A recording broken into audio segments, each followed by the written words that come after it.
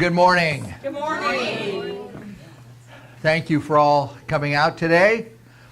And welcome to those two also watching on YouTube. Thank you for coming out and thank you for watching. Sometimes I like to start with a story. Now, I don't know whether this is true or not, or factual or not, but that doesn't make any difference. That's not important. What's important is the story. And so I invite you today to look for the meaning of this story today. This is a story of a very, very wealthy businessman. He had been very successful throughout his entire career. He'd started out as a developer. He had an opportunity to buy a very large piece of land, and he had a great vision for this piece of land.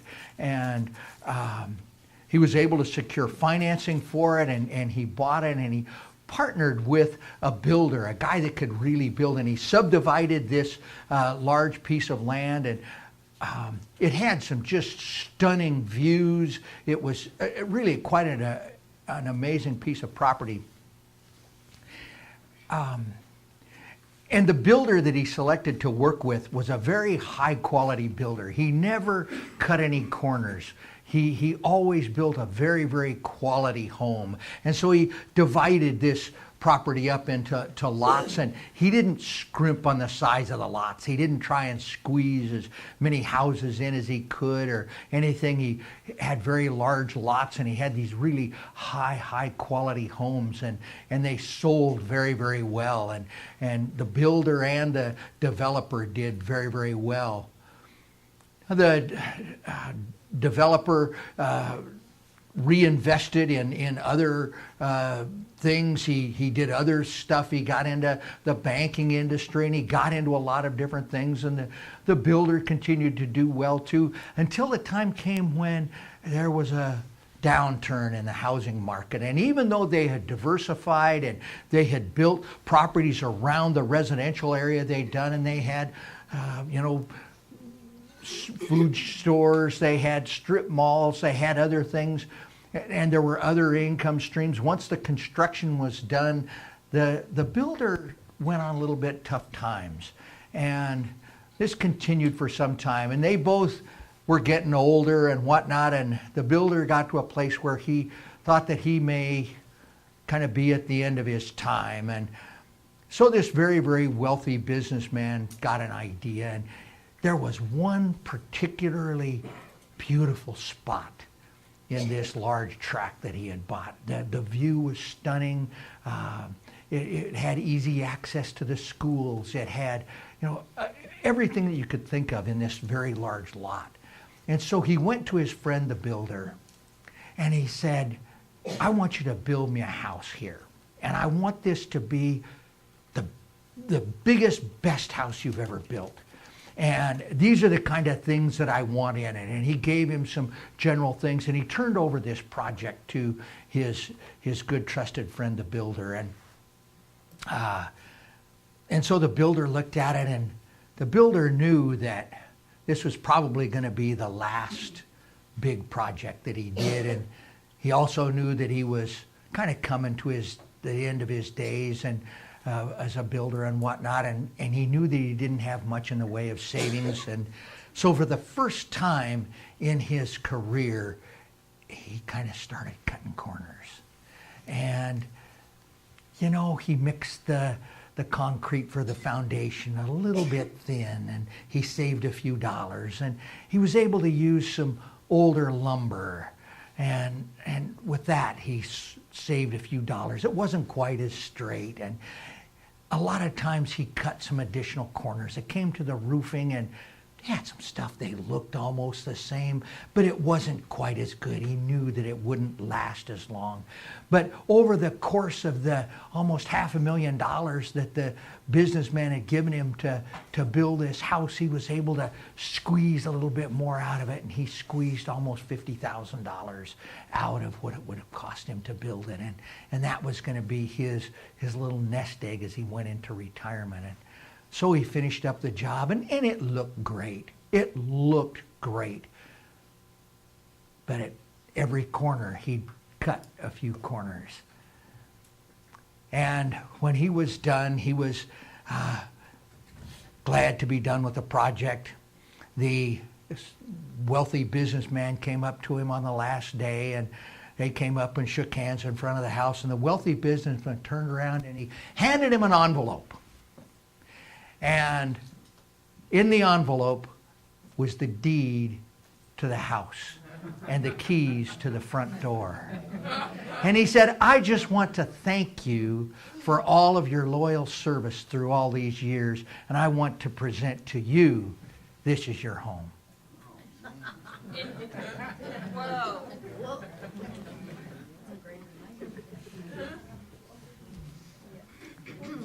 Well, the title of my talk today is Pluribus Unum. Out of many, one. Our theme for the month is integrity. Looked in the dictionary, what is integrity? And that had two definitions. One, integrity, the state of being whole and undivided.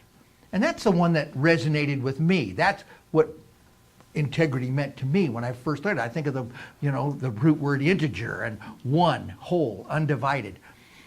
But it also represents the quality of being honest and having strong moral principles. And initially I looked at those as two separate things, mutually exclusive from one another. But the more I kind of wrestled with this topic during the week, came to the awareness that they really are kind of saying the same thing. Start off with the first definition, whole and undivided. I've talked about this before. We are all magnificent children of God. We are all made in the image and likeness of God. We are like the drops in the ocean. Each one of us a drop in the magnificent oceans of the world. And we are one.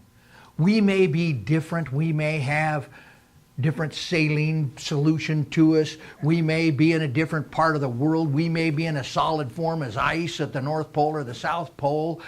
We may be different in a lot of different ways, but we have in common that we are all drops. We are all drops in a greater ocean. And so too, we as people, we may be different. We come in all different kinds of sizes and shapes and all kinds of different ways that we are. We have different skin colors. We're tall, we're short, we're fat, we're skinny. We're all kinds of things. But when you take all that away, different nationalities, take all that away, we're still all human beings. And we are all still part of the human race.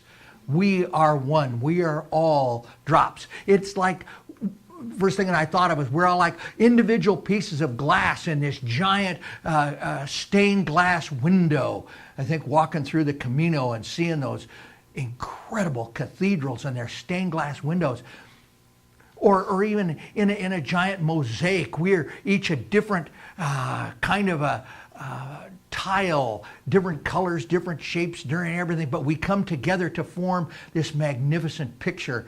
But then I realized in this digital age, we're like a pixel. Each one of us are a different pixel, and we're a little different, but when we're put together, we form a magnificent high-definition picture. And that is who we are. We're little pixels. Out of the many, one, e pluribus unum. Each of us has all of the properties of God within us. Each of us has all of the qualities and the properties of God within each of us. We must be whole and complete and undivided in every way. Each one of us has all of the things that we need to fulfill our mission on this earthly plane already within us. We come with that. That's how we arrive here. We arrive perfect and whole and complete. It's only through our own self-determination, our own decision-making, our own choices that we limit ourselves.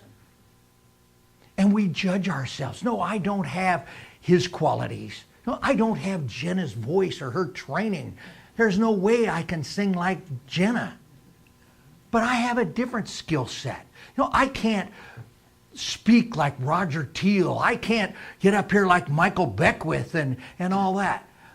And I don't need to, but what I can do, and it may not be very big, but I can inspire. I can inspire you to look at yourself and be the highest that you can be. Each of us already has within us all of the things that we need to be successful on this plane. There is something significant about you. Every one of us has something unique and significant about us. Now I look at that second definition, honest and having strong moral principles. And we look at today and oh my goodness, there is so much lying and cheating and it seems to be the norm that truthfulness is cast aside and we just grab at anything. We see CEOs of large corporations lying and cheating and insider trading and doing all these things. There is so much pressure on these CEOs to succeed and to meet the bottom line, to give the investors back everything for their investment, that these people are under so much pressure that they do all kinds of things to do what they think is the right thing in the long term, and that is delivering a return to their investors. And so many times you'll see these CEOs that are making millions and millions of dollars and getting tens of millions of dollars in bonuses, and they're doing it on the backs of the everyday worker, of the common guy. But that's not going to last. That is not enduring. When we are honest and we have strong moral principles, then we are in alignment with the divine, and that's at that point that we are perfect and whole and undivided. What kind of a house are you building? Are you cutting corners? Are you just putting in the minimum amount of effort? Or are you building a quality house? But I can almost hear some of you thinking, Reverend Don, I didn't come here to get a preach to today about integrity. I wanted to hear about prosperity and abundance. You're never going to get to prosperity and abundance if you don't have integrity, if you don't have an alignment with that infinite creative power in the universe, if you don't have a touchstone with God.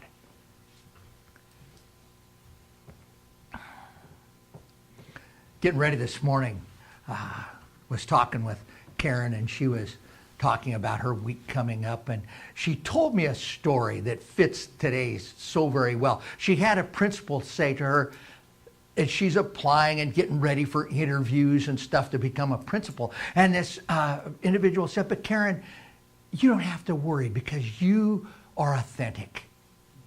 You may not say everything that everybody wants to hear, but you are authentic.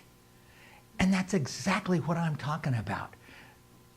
When we are authentic, when we are our true authentic selves, then we are in that alignment. And we don't need to worry about the job offer that's going to come. We don't need to worry about what school we may get hired at, or if we're going to be a principal or not, or any of the other things. When we are in alignment, then things just seem to fall into place.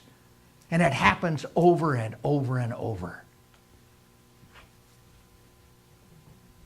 Story of a young boy. His name was Tanner Muncie. This came from Sports Illustrated, July 10th, 1989. It's a great story of this little boy playing Little League Baseball. And in the story, this is a true story. Those that are true, I said they're true. No interpreting necessary for this. There was a hit in a game, and he caught the ball, and he reached over to tag the runner, and he missed. And the runner got to the base, and the umpire he thought he tagged him, and he called the runner out. But little Tanner went to the umpire and said, I missed him. He really should be safe. The umpire overturned his own call and called him safe. A few weeks later, another game happened to be the same umpire. And another hit came to little Tanner. And there was a boy running by, and Tanner caught the ball, and he reached out and tagged him. And this time the umpire thought he missed, and he called the runner safe. And little Tanner's shoulders went down, and the umpire could tell, and the umpire said, did you tag him? And little Tanner said, yes. Once again, the umpire overturned his own call, and this time he called him out. Now the other team, of course, protested. Why, you can't change your call yet. Your base, of course he's going to call him out. But the umpire said, no. He has already demonstrated to me his honesty. If he said he tagged him, I believe him. And he called him out. And that's what we're like in life. That's how life treats us. My days with GE, I remember we had a guy that came in, and he was a good electrician. He knew his stuff, and he bragged about how he was able to jump his cable box. I don't know what the hell was involved with that, but he was able to go around the cable box, and he was able to get, I don't even know what these channels are, but all these Hulu and Netflix and a whole bunch of things. He got all of these services for free. He didn't have to pay it. He was saving $40 a month. And he was bragging about it. Well, you know, I pretty much ran my own store. I could do whatever I wanted. And I had a lot of customers that just come in and they'd wave to me as they went in. They'd just fill their own basket and come back. I had customers that filled out their own sales tickets. True story. And I trusted them. I knew they would never. That guy, I followed him like a hawk.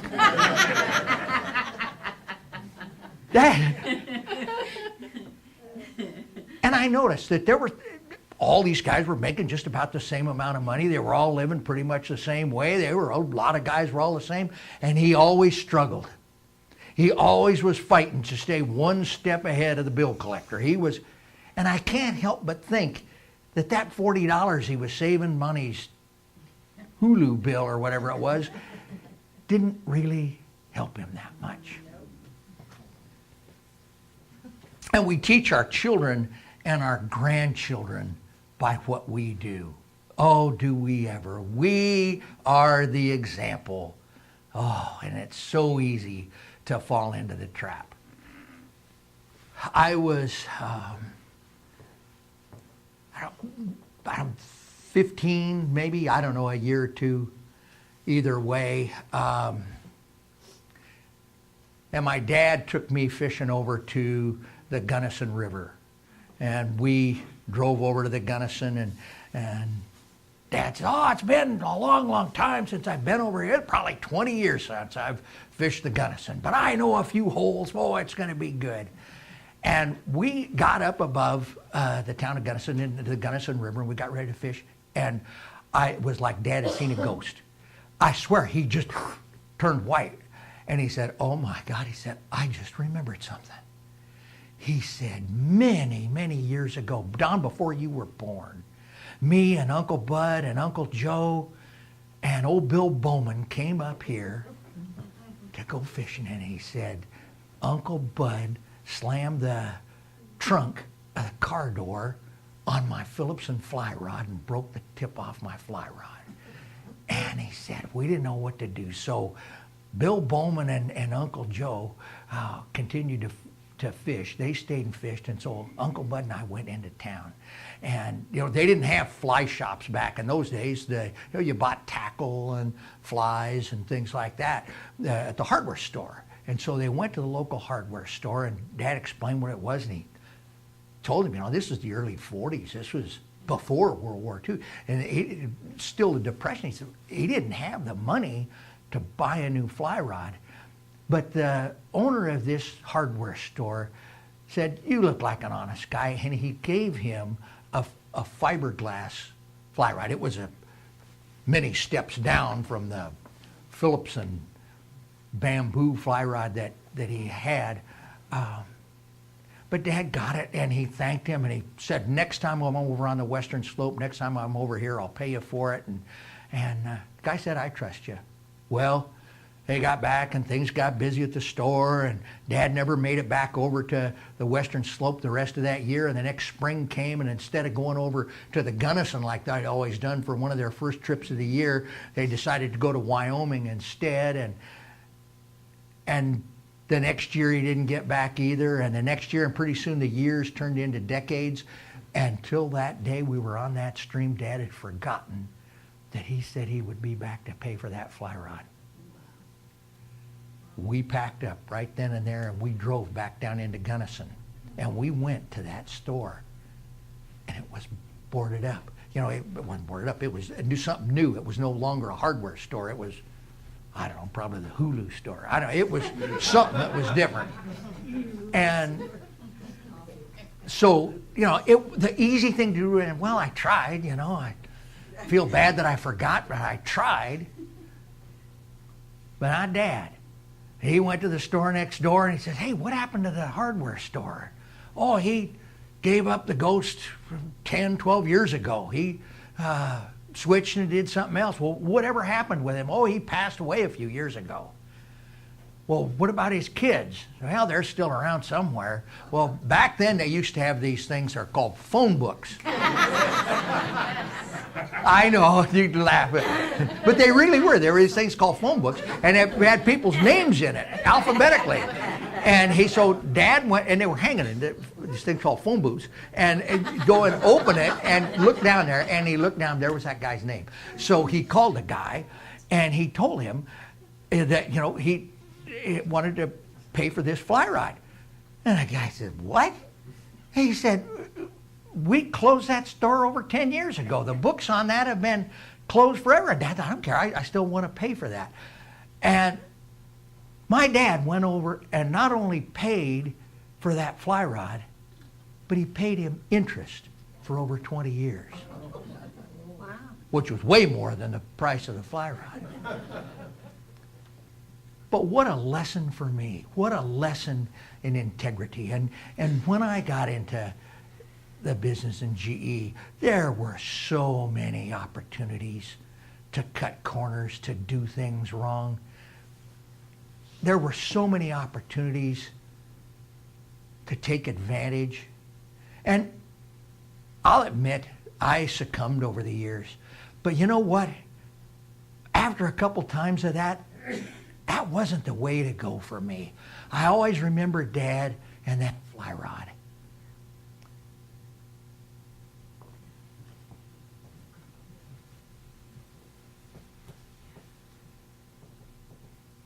So the conclusion today, what I want to leave you with today. Build the best house you can. You just might be living in it for a long time. I'll finish with this quote from Ernest Holmes. Many people may be under the mistaken concept that the metaphysical philosophy is attractive to people because it says that God is good and everything is all right. Therefore, there is nothing to fear. This is far from the truth. What it says is this: do you wish to be loved? Then stop hating. Do you want to be happy? Then be sure that you are never the occasion for unhappiness in others. And bless the food. No, that's not part of the Holmes quote. That's what I'm supposed to do now. It's my note. Don't forget to bless the food. Our new process, we're going to, on potluck Sundays, we're going to bless the food at the end of the talk. So, before I forget any further, oh, look at now, I've got a big sign, bless the food. Well, I'm really blessed.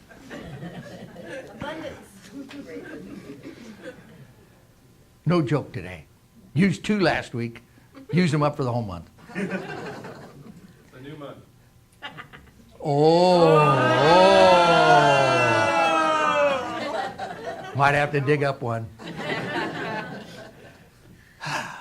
Let's see. I will default to a Zen food blessing that I learned many years ago.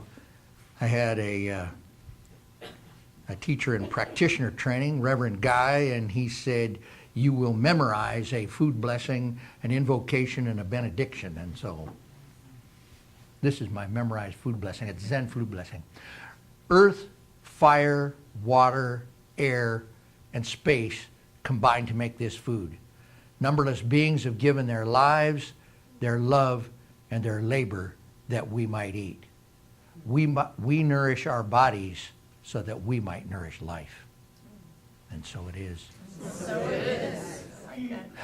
And so it is from this place of gratitude, awareness, and blessing that I invite my colleagues, the practitioners, to join me in blessing our congregation and just simply knowing the truth.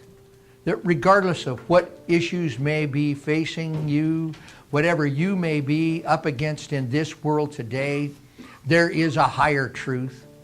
There is a spiritual prototype that is that perfection. That is a spiritual prototype that is your pixel. Your pixel is absolutely perfect the way it is supposed to be. Regardless of the issues that are facing you. And I think now of those who are facing a physical challenge of disease, we just simply know that there is an infinite intelligence in the universe, an infinite intelligence that knows exactly what the perfect body is to be, that knows exactly how every cell is to divide. And so we just call upon that infinite intelligence to cast aside anything that appears, that anything that is less than perfect, and embrace that blueprint that is within each of us, that blueprint of infinite knowledge of what physical perfection is. We embrace that here and now. For those of you who are experiencing the appearance of lack and limitation, we just simply know that we absolutely live in a universe that is so abundant, we can't even receive it all. We live in an abundant universe. And so we let the restrictions to that flow of good into our lives fall away and let that good land in our laps. And for those who are experiencing separation, the feeling of being separate, we just know that there's but one life, and that life is the life of God, and that life is the life of each and every one of us. And we are all drops within that magnificent ocean. And it makes no difference if we're in the Atlantic or the Pacific or the Gulf of Mexico or the Beaufort Sea. We are all still part of that magnificent, wonderful thing that is God. And so we can love one another. Magnificent pixels and drops and stained glass that we are. And so we just give thanks. We give thanks for our awareness of the power and the presence of God in our lives. We give thanks for perfect health. We give thanks for abundance and prosperity. And we give thanks for the love of God. And so it is. So it is.